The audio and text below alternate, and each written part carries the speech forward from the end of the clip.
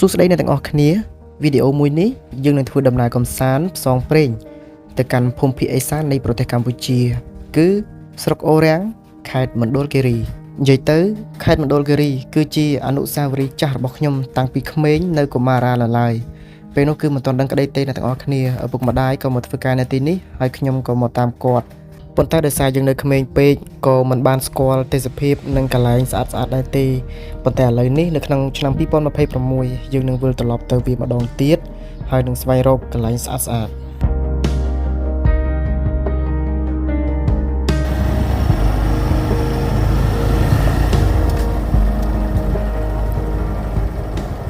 និយាយទៅថ្ងៃហ្នឹងគឺយើងមានសមាជិកនៅក្នុងក្រុមច្រើនទាំងអស់គ្នាជាង10នាក់ចំនួន6ម៉ូតូប៉ុន្តែបើក្បាលវគ្គមកគឺសមាជិកនៅក្នុងក្រុមរបស់យើងមានបញ្ហាមួយបាត់ទៅហើយគឺម៉ូតូរបស់គាត់ខូចនិយាយទៅខ្ញុំចេញមកពីភ្នំពេញហើយពួកគាត់គឺនៅខាងខេត្តត្បូងឃ្មុំទេដោយសារសុទ្ធតែនៅជាអ្នកធ្លាប់ស្គាល់គ្នាអញ្ចឹងណាសម្រាប់ខ្ញុំគឺនេះគឺអត់សូវបានដេកអស់គ្នាដោយសារងើបតាំងពីភ្នំពេញមកជិះម៉ូតូពីភ្នំពេញមកគឺម៉ោង2យប់ឯណោះដើម្បីមកដល់នៅខេត្តត្បូងឃ្មុំនៅម៉ោង5ព្រឹកហើយយើងនឹងបានចេញទៅទាំងអស់គ្នាអញ្ចឹងណាបើតាមគម្រោងពួកយើងត្រូវជួបជុំគ្នានៅម៉ោង5ព្រឹកហើយនឹងចេញដំណើរទៅទាំងអស់គ្នាប៉ុន្តែការគិតវាមកដូចជាការពិតម៉ូតូខូចអញ្ចឹងចំណាយពេលជួសជុលដល់ទៅ2ម៉ោងបាត់ទៅហើយអញ្ចឹងម៉ោង7ព្រឹកបានយើងអាចបានធ្វើដំណើរចេញទៅនិយាយទៅខេត្តត្បូងឃ្មុំគឺជាស្រុកភូមិរបស់ខ្ញុំនៅទីនេះម្ដាយរបស់ខ្ញុំគឺគាត់រស់នៅទីនេះឯងហើយខ្ញុំខានទៅស្រុកប្រហែលជា 4-5 ឆ្នាំហើយប៉ុន្តែក៏លេចមកមើលផ្លូវវិញនៅម្ដុំខេត្តត្បូងឃ្មុំពីប្រធានទៅគឺផ្លូវខូចយ៉ាប់មែនតែនដោយទាំងអស់គ្នាឃើញអញ្ចឹងរលាក់ខ្លាំងយកតែមែនតែនតែម្ដងហើយ trip របស់យើងថ្ងៃនេះគឺមានបញ្ហាមួយគឺពួកយើងជិះម៉ូតូបែកគ្នាអស់ទៅហើយគ្នាជាង10នាក់ជិះម៉ូតូចុះឡើងរហូតដល់សល់តែគ្នា2នាក់តែប៉ុណ្ណោះដែលអាចទៅដល់គោលដៅនៅស្រុកអូររាំង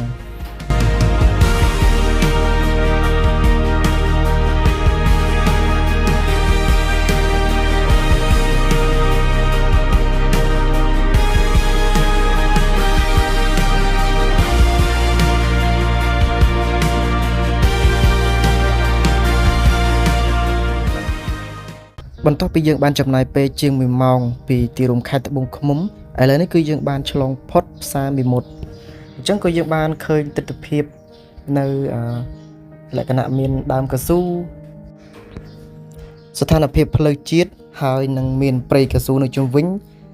ដោយមានដីក្រហមឆ្អិនឆ្អៅបែបនេះទាំងអស់គ្នាប្រហែលជាស្គាល់អត្តសញ្ញាណនេះហើយគឺនៅខេត្តត្បូងឃ្មុំខេត្តកំពង់ចាមគឺភាគច្រើនគឺមានស្ថានភាពបែបនេះឯងនៅតាមដងផ្លូវ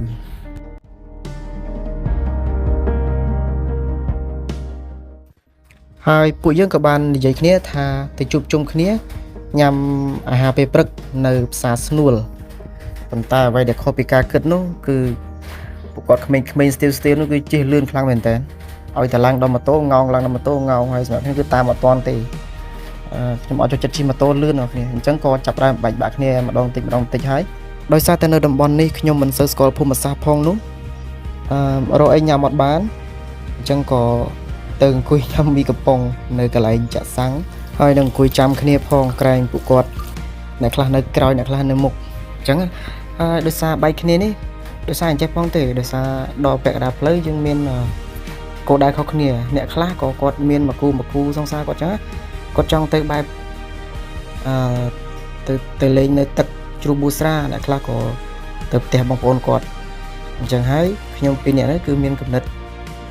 ស្រឡាញ់ភាពស្ងប់ស្ងាត់ចង់បោះតង់អញ្ចឹងគឺពួកយើងបែកផ្លូវគ្នាតែម្ដងមកមួយទៅរាសាំងមួយទៀតអើយជីដល់មកយាយទៅណាអស់នៅណាមក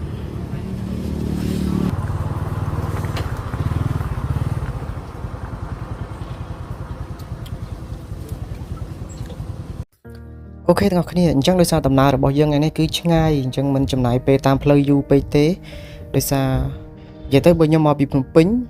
គោលដៅដែលយើងទៅនោះគឺជិត400គីឡូដែរទាំងអស់គ្នាអញ្ចឹងគឺយើងត្រូវចំណាយពេលយូរគូសំនៅលើកែបម៉ូតូចុកកេះចុកខ្នងដែរអញ្ចឹងក៏យើងត្រូវព្យាយាមស្រូតទៅឲ្យដល់គោលដៅអញ្ចឹង អ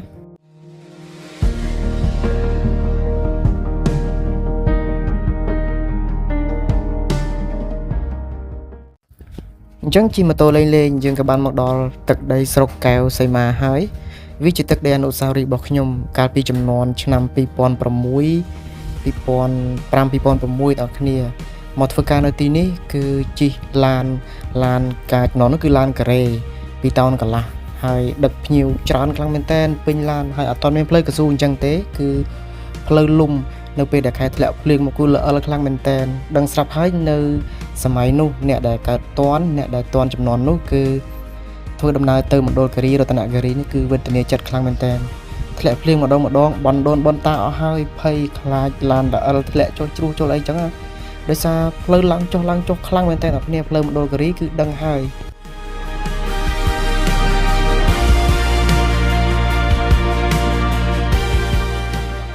ចង់ស្រូតឲ្យលឿនដើម្បីឆាប់ដល់គោលដៅទាន់នៅព្រឹកប៉ុន្តែនៅពេលដែលជិះតាមផ្លូវឃើញទេសភាពស្អាតហើយនៅឃើញអនុស្សាវរីយ៍ចាស់ពីមុនផងចេះតែឈប់រហូតឈប់គ្រប់តែកន្លែងតែម្ដងហើយនៅកន្លែងនេះគឺជាប្រភេទអូមួយដែលធំឆ្លងកាត់ផ្លូវហើយឥឡូវនេះគឺគេធ្វើរៀនធ្វើឲ្យយើងចូលទៅលេងបានអញ្ចឹងណាហើយក៏នឹកឃើញរឿងពីមុនបើកឡានមកគឺងឹកងាក់ឡានរត់ទៅធ្លាក់ចុះផងឡើងផងពេលខ្លះក៏ចុះជួយរុញឡាននៅម្ដុំនឹងឯងនៅស្រុកកែវសីមានេះឯងហើយឥឡូវនេះគឺទិដ្ឋភាពស្អាតប្លែកដល់គ្នាហើយឆ្នាំ2026មកម្ដងទៀតប្លែកនេះអីគេអូរ៉ាំងកែវសីមាដាក់នៅក្នុងម៉ែគេដាក់អូរ៉ាំងមកទៅអូហើយអូរ៉ាំងដល់តំបន់កែវសីមាតោះសុទ្ធឡើងភ្នំខ្ពស់ហ្នឹង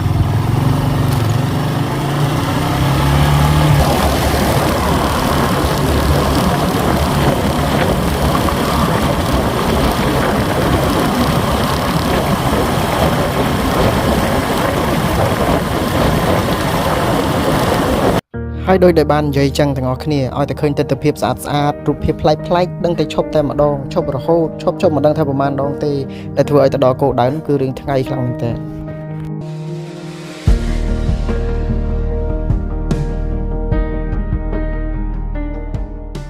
មកដល់ស្រុកអូរ៉ាំងអីគេអូរ៉ាំងមែនអូរ៉ាំងនេះជិះមកតាម location នេះមកស្មាននេះត្រូវដែរប៉ុន្តែដោយសារខែនេះវាអត់សូវដូចថាវាស្មៅវាងាប់អញ្ចឹងណាប៉ុន្តែក៏នៅតែស្អាតដែរយើងមើលទៅនោះក្នុងហ្នឹងនៅម្ដុំហ្នឹងនៅមកបែកខាងហ្នឹងគឺស្អាតមែនតើអានេះយើងសម័យឃើញថាបើសិនជានៅខែភាសាវិញខែស្មៅខ្ចីវិញអូមិនទេនេះនេះឥឡូវអត់តរកន្លែងបោះតង់ឯងគ្រាន់តែមកដល់កន្លែងផ្លូវចូលឃើញស្អាតក៏ឆ្លៀតថតលេងសិនតើដឹងកន្លែងបោះតង់នៅណានេះ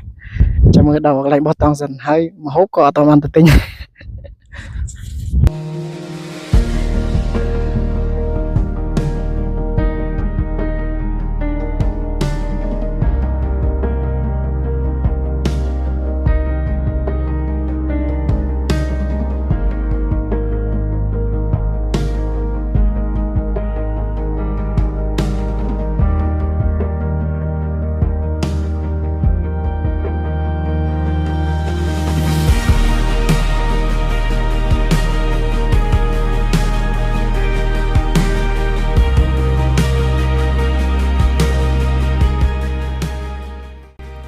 អញ្ចឹងសម្រាប់ទិដ្ឋភាពនៅទីនេះគឺពិតជាស្អាតទាំងអស់គ្នាទោះបីខែនេះវាអត់សូវមានស្មៅក៏ពិតមែនប៉ុន្តែវាងាយស្រួលសម្រាប់យើងជិះម៉ូតូដើរលេងលក្ខណៈថាជិះម៉ូតូឈៀលគឺអែមខ្លាំងមែនទែនអ្នកគ្នាដោយសារមានផ្លូវខ្វាត់ខ្វែងតែម្ដងនៅលើកំពូលភ្នំតងល់អត់មានព្រៃឈើអញ្ចឹងសិតតែផ្លូវតែម្ដងយើងអាចជិះលេងលើភ្នំកន្លែងថ្មលយអីច្រើនគិតថាខែ5ខែ5អាចនឹងមានស្មៅលាស់ខ្ចីវិញហើយយើងនឹងមកម្ដងទៀត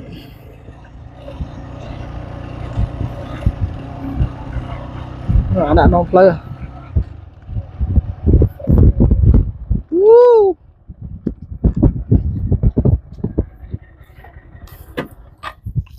កពុបខ្ទេចស្ទីងអញអើ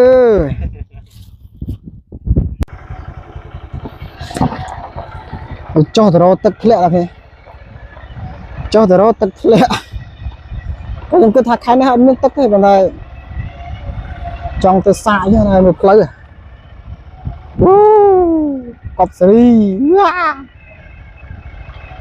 ចំណែកនេះចោតខ្លាំងលេងសើចណា làm mưa cái mình đang là chốt khăn này mưa không camera số ai đứng ra cái là chốt khăn á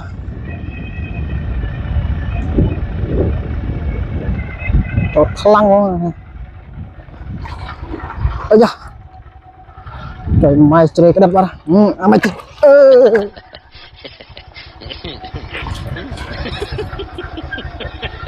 kenapa nih deh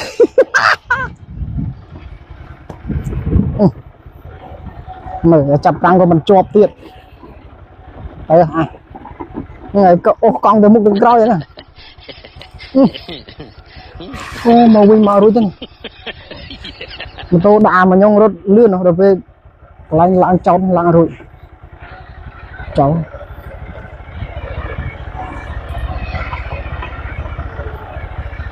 แต่อดเคยตักไอ้เดินไอ้โจด้ามาเนี่ยนี่เราหน้าเราก็น่าส่องเปร่งมันออฟสกอร์ส่องเปร่งมัน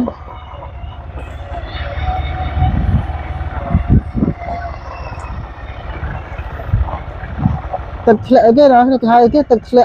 ลิงโอลิงแคนมาจ้ะเอามันเตยem mới tới nó sát này và sân chỉ miếng anh sát này của lần chơi chỉ lông phun chọn thì ra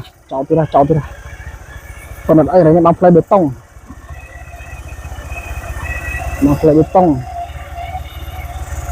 ơi nào nào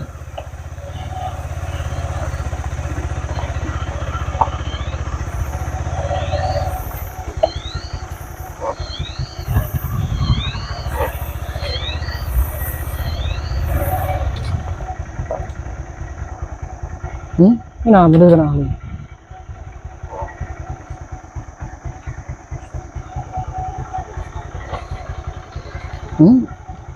ô rồi ngay đây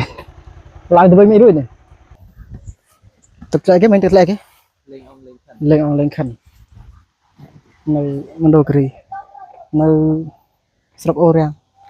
thìยังเคยทำให้พี่กูซ้ำนะพี่กูซ้ำอะไรเนี่ยมันตักสระให้ค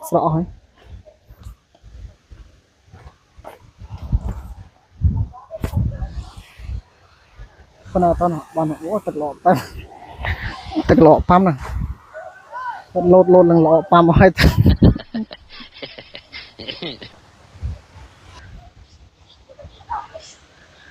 โอ้cái này thlaนะมีcái thla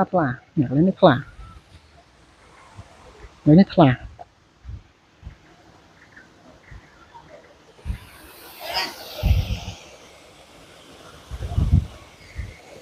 mình chưa mình vừa lên chờ này rồi mình cứ chưa ăn chết mà crom là ban toàn vậy một con tập vinh bạc à nó miên mình nước mau to đây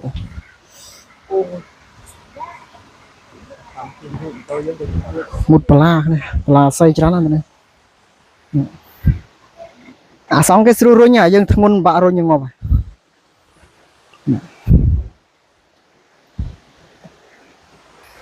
nó này khai nó miên tắc này chẳng ban này khai bao sân chỉ khai và sao với tắc khlang như thế này còn tay vì mình chơi cái này tắc lẽ cái chơi thế rẻ mình tích còn con này tha nè cái này lên với thông của xong hỏi tắc chợ cho mày để sao dân chim tô cả đai rồi với dân tắc chợ mà đây chợ thôi trời lên lốt với đam chơi mà rồi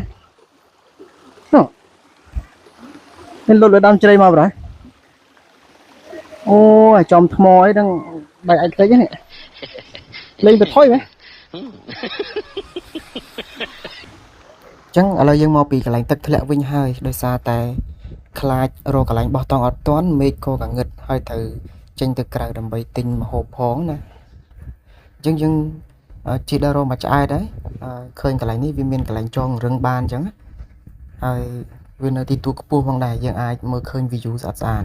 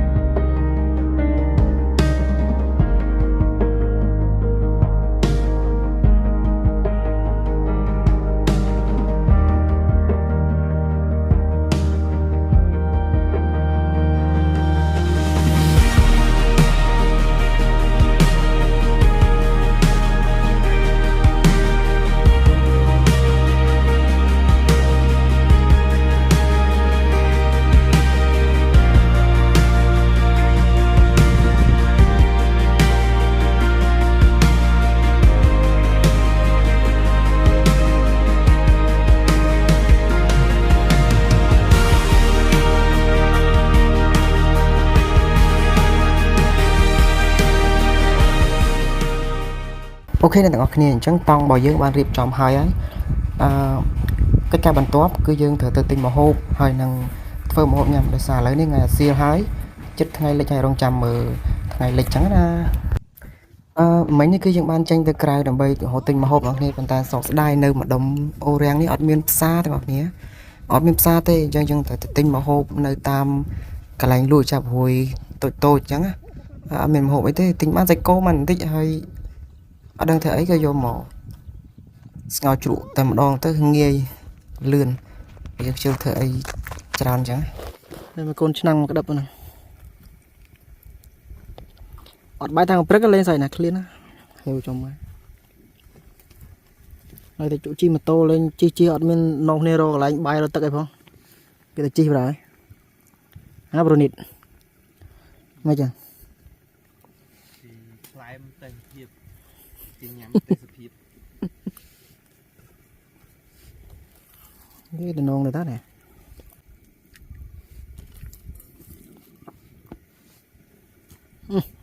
chi đặt đại nhẹ lụa đại bên á đã tặng ngon rồi chắc mày hay là dùm lo ok đây em mà nhầm bài không nè dùm lo chỗ này cho người ta đi từ nấu món đơn giản mấy bói còn tại bãi cloud để sao năng đáng với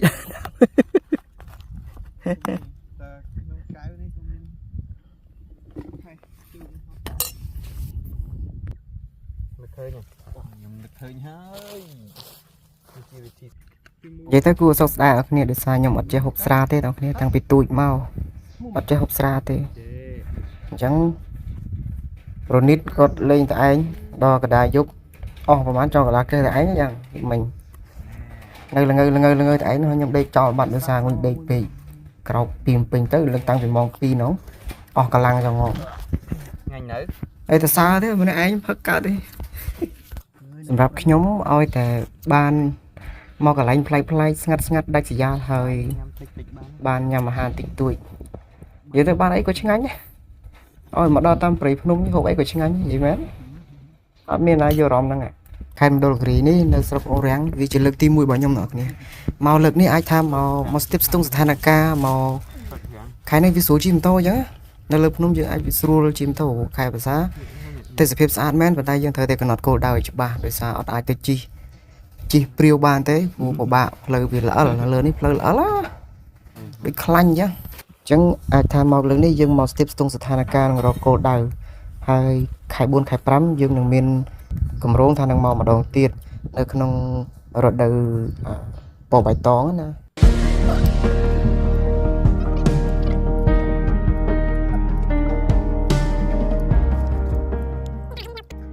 ដោយសារតែជិះម៉ូតូអស់កម្លាំងខ្លាំងពេកហើយក៏ងុយគេងចឹងថ្ងៃក៏ចាប់ដើមលេចហើយឥឡូវគឺយើង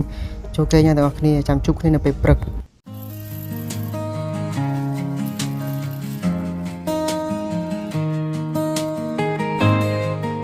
អញ្ចឹងពេលព្រឹកក៏បានមកដល់ហើយយប់មិញគឺគេងលក់ស្កប់ស្កល់ខ្លាំងមែនតើដោយសារតែយើងអស់កម្លាំងខ្លាំងជិះម៉ូតូឆ្ងាយហើយងុយផងនោះអត់ងុយផងអញ្ចឹងបូកផ្សំគ្នាទៅគឺដេកអត់ដឹងខ្លួនអត់ដឹងខ្លួនទេតែភ្នែកទៅគឺលក់តែម្ដងនៅតែប្រូនីតទេគឺនឹងអង្គុយផឹកតែឯងក៏ដែរយប់ល្ងាយ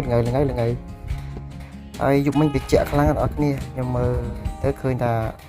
ជាង10អង្សា10ប្រហែល18 19អង្សានេះតិចភ្លឺឡើងតង់ជោគសិតតែទឹកតែម្ដង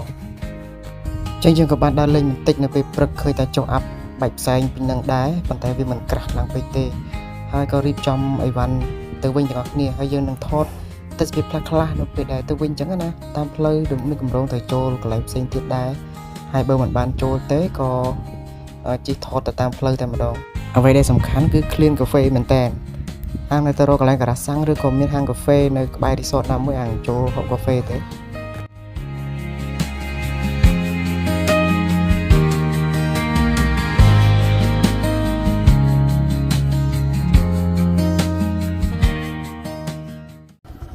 ឡូវនេះថ្ងៃក៏ខ្ពស់ណាស់ហើយយើងក៏រៀបចំអីវ៉ាន់សាតង់ក៏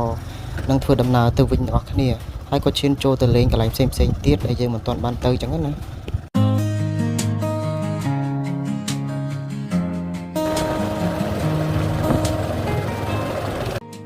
កន្លែងនេះគឺយើងជិះនៅតាមផ្លូវឃើញបឹងទំនប់ទឹកនេះរៀងទំនងដែរក៏ចុះថតរូបបន្តិចអ្នកគ្នានៅកន្លែងនេះក៏មានរីសតដែរអ្នកគ្នាមានរីសតហើយក៏មានកន្លែងបោះតង់ដែរកន្លែងគេជួលបោះតង់ហើយយើងអាចមើលឃើញ view ស្អាតៗមែនតើនៅកន្លែងនេះប៉ុន្តែនៅកន្លែងនេះជាកន្លែងឯកជនយើងចូលទៅបង់ប្រាក់ចឹងណាតែមិនថ្លៃទេណាអ្នកគ្នាតិចតួចបើនិយាយទៅខានមកខាត់មណ្ឌលគិរីយូមកវិញនៅក្នុងឆ្នាំ2026នេះគឺទេសភាពស្អាតខ្លាំងណាស់ហើយវាប្លែកខ្លាំងតែម្ដងការដែលយើងមកនៅក្នុងកំឡុងឆ្នាំ2005 2006អត់តមានផ្លូវកស៊ូទេផ្លូវហ្នឹងក៏ពិបាកហើយកលិចមើលឆ្វេងស្ដាំមិនមានភូមិអ្នកស្រុកអីទេគឺព្រៃយកតែម្ដងតែឥឡូវនេះឃើញមានការអភិវឌ្ឍច្រើនហើយនឹងកលិចទៅម្ដុំណាក៏មានតំបន់ទេសចរច្រើនដែរហើយនៅត្រង់នេះគឺជាកន្លែងផ្លាកអក្សរដាក់ថាក្រុងសែនមនោរម្យ ផ្លូវក្នុងដុំក្រុងសែនមនោរម្យនេះនិយាយទៅយើងជិះទៅវិញមិនបាច់ប្រឹងប្រឆេះម៉ាស៊ីនទេលោកគ្រីអាចថាពិបាកអាពេលមកវាឡើងរហូតផ្លូវឡើងចុះនេះឡានម៉ូតូអីចឹងវេទនានៅឡានប៉ុន្តែបើយើងចុះទៅវិញអត់សាំងទេសម្រាប់ទេសភាពវិញគឺអូនិយាយថាមិននិយាយទៅខេត្តមណ្ឌលគិរីរតនគិរីយើងនឹងគឺលក្ខណៈសម្បត្តិរបស់ធម្មជាតិភ្នំគឺស្អាតតែម្ដង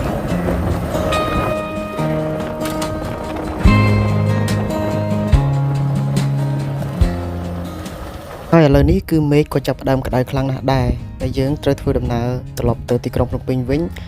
ត្រង់តែម្ដងដោយគ្មានគម្រោងចូលនៅកន្លែងណាទៀតទេចូលតែចាក់សាំងនិងនៅពេលដែលឃ្លានអីញ៉ាំអីអាចតែចូលបន្តិចបន្តួចតែបើថាចូលដើរលេងកន្លែងផ្សេងគឺអត់ទេឥឡូវនេះគឺទៅរកកន្លែងញ៉ាំកាហ្វេសិនអ្នកគ្នាឃើញកន្លែងនេះទំនងកន្លែង resort មួយអ្នកចូលញ៉ាំកាហ្វេអង្គុយមកសន្ទុះសិនម៉ូតូទៅចាក់ម៉ាស៊ីនបន្តិចហើយមនុស្ស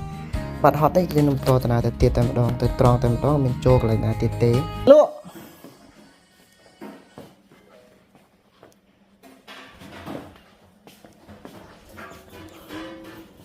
ណែលក់តាណាអរ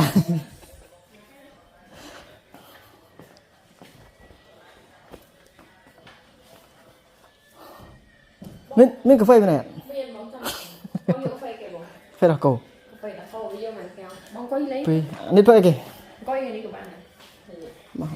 ដែរ បោះណាគាត់ កាហ្វេដល់កោមិនបង មិញហ្នឹងស្មានតែអត់មានអ្នកលក់ហើយប្រឹងចេញមកវិញហើយគាត់ដើរចេញមកឃើញបើកហាងចោលតែអត់ឃើញមានមនុស្សដោយសារគាត់ទៅក្រោយនិយាយទៅនៅកន្លែងនេះស្អាតទាំងអស់គ្នាអង្គុយញ៉ាំកាហ្វេទំនងខ្លាំងមែនទែនទេសភាពក៏ស្អាតហើយមើលទៅក្រោយក៏មានview ភ្នំស្អាតផងដែរហើយនៅខាងក្រោមនោះក៏មាន resort ដែរដោយក្នុងមកបន្ទប់អាក្រែមួយនោះមកកញ្ចុះដាច់ផ្សេងគ្នាហ្នឹងមានម៉ាស៊ីនត្រជាក់ហ្នឹងមកកញ្ចុះហ្នឹងគឺ$30សម្រាប់ខែមួយនេះក៏សម្រាប់ខែ2ហ្នឹងគាត់ថាខែហ្នឹងគឺមកកញ្ចុះ$30មានម៉ាស៊ីនត្រជាក់ក្រែមួយតែខែរដូវបៃតងអត់ដឹងមិនទៀតទេប្រហែលជាអាចនឹងថ្លៃជាងនេះបន្តិចតួចមើលទៅហើយនៅយើងអង្គុយញ៉ាំកាហ្វេហើយនឹងថតរូបបន្តិចបន្តួចបាត់ហត់យើងនឹងតតាណាទៅទៀតអ្នកគ្នា មកពីណាវិញបង ហើយមក មកពីប៉ៃបានឆ្ងាយ ខ្ញុំទៅបងខ្លួន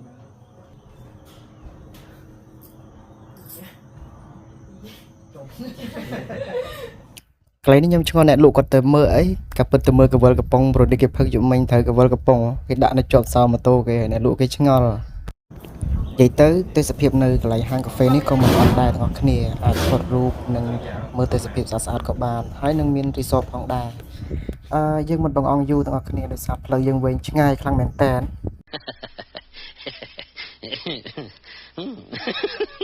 អូខេទាំងអស់គ្នាអញ្ចឹងយើងក៏បានដល់ពេលបញ្ចប់ទៅហើយខ្ញុំមិនបានថតអីទៀតទេដោយសារតែប្រឹងស្រូតទៅឲ្យដល់ភ្នំពេញវិញពីព្រោះដីដូចបងប្អូនឃើញអញ្ចឹងនៅជាង300គីឡូទៀតឯណោះហើយកូនម៉ូតូរបស់ខ្ញុំនេះយើងមិនអាចមូបាន900ដូចគេទេត្រឹម60ជាង67អីហ្នឹងគឺអស់ហើយអញ្ចឹងក៏អាណិតវាដែរហើយតម្រាំតែខ្ញុំទៅដល់ផ្ទះវិញគឺអាចថាម៉ោងក្បែរ10អីហើយមើលទៅ